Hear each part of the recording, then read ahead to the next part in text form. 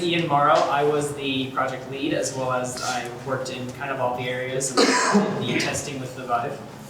Hi, I'm Drew Danda. I worked on putting all the assets together and working on gameplay, and I also edited the video. I'm Brendan Bear. I helped with sound research and the presentation. My name is Olivia Meyer. I did model development, a little animation, and some of the programming work.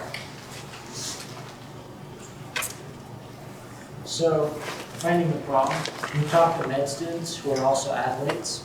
So we asked them what problem they faced, and they had stress. So in comparison to reality, there's a hard time putting stress in video games or simulations. So with the topic of stress in mind, they mentioned that they had, there's the kind of stress where you choke in a game where you don't catch the ball. And we wanted to try to emulate that in that kind of stress and make you really feel that. And so we figured that we just take all the aspects of a traditional football game, for instance, like the lights, the sounds, all those different things to make you stress and then have you do a task while that happens. So there's three main types of stress: organizational, competitive, and professional stress. So that means their personal life and personal issues can interact with their athletics career and their performance. So basically what we did was we created a game that would take little neat characters like this, and you would have to figure out which one was different from the others. This would incorporate the visual perception skill from the 10 elements we were given, because you will be required to find a key detail that sets that one me apart from the others and select them, even though you're in a very pressure situation. Alright, let's begin the demo. So while Ian gets ready, I'm going to explain the concept, like Olivia said. So basically, there's going to be to emulate stress, there's going to be a lot of environmental there's going to be noises from the audience, lights, at night, just like an actual game would be. So then, as you see, a couple random guys appeared. Ian grabbed the blue one, and he jumped it. He won. Show him the gold text. Gold. You did it. You found the odd one out. So basically the idea is, you currently can't hear it, but there's audience noises that'll be playing. And that's because the game's also quite basically, we want this to simulate stress. We want to make this game kind of stressful. Given when you automatically start the game, it's put you straight into the game. Create stress, get that quick reaction time, see what happens when you put people under stress. And for the future of this game, you can easily add more difficulties, easily more people will find. You can add much more stress level, such as more audience noises, or a bit more chaotic environment, or possibly local environments related. And One of the biggest and most important features of this game, in our opinion, is its versatility. Stress is something you're going to encounter no matter what sport you play, whether you are a runner, a football player, as you can saw in our demo, or even something more obscure like a bowling player. No matter what game you play, how you manage your stress is key to your performance. And so if you were to sell this software, you would have a very wide audience of people who would need this kind of training that you cannot get in real life, because it's very hard to simulate the stress put onto you from a game when you're not in a game. This would allow you to simulate what that experience would be like, train them, and make them more comfortable with the stress factors and improve their performance altogether.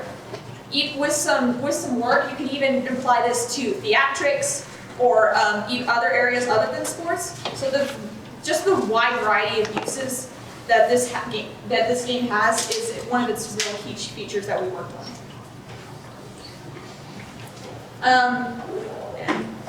There was a last slide, but the last thing we wanted to say is we wanted to thank all of the people here at the VR Hackathon, especially Mr. Joel, Mr. Rohi, and all of the mentors who have helped us through our various bugs and problems.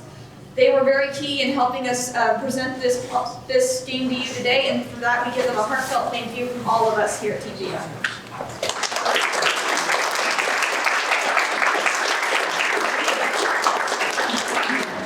Yeah, what do you assess, like if I do the demo or you do the demo, how we do it? Like, what's your metric for how we? Well, it would be, I guess, heart rate. I mean, that'll be a factor. Possibly like performance, like how much time did it take you to make your decision, or how much,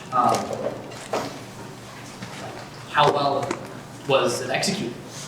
Basically, you would be measured on how well you how stressed out you got and how well you performed. So you would be under a time constraint, obviously. So you would have to make your decisions quickly and effectively, and you would also have to get it right. Like say, you would lose points for picking up and throwing the wrong person. You would also be assessed. We would find things, find sensors to assess your heart rate, rapid shifting of the eyes, things that would associate with stress.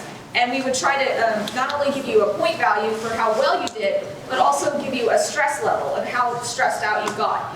Your goals for the game would be to keep your point value up and your stress level down. Any other questions? Hi. Oh, you want to do different like scenarios, like because I like different maybe test just that isn't picking up like the different colors and throwing it like different situations, I guess. Like, a huge role. Absolutely, we could make different scenarios. The main goal of the game is to reduce your stress and increase your quick thinking under pressure.